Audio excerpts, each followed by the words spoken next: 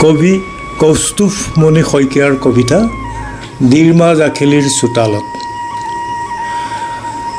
উৰে ৰাতি জোনে যাচিছিল অনাবিল প্ৰেম, ভেট ফুলবোৰে ৰচিছিল সাঁথৰ ভঙা সপোন।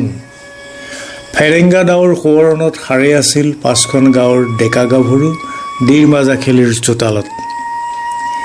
ফাকতি নুবুজা সৰল মানুহবোৰে শপত লৈছিল, শান্তি শুই আছিল জুপুৰি ঘৰবোৰত।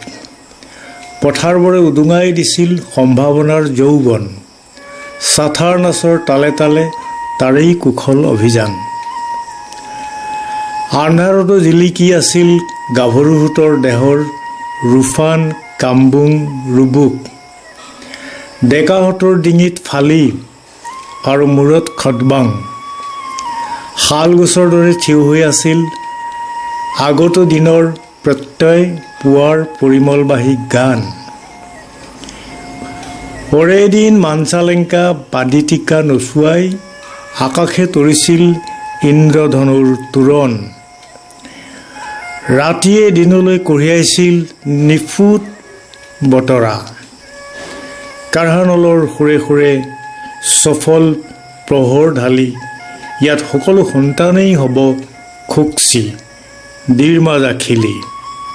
এই বাটেৰে ফেৰেংগা ডাও আকৌ উভতি আহিব।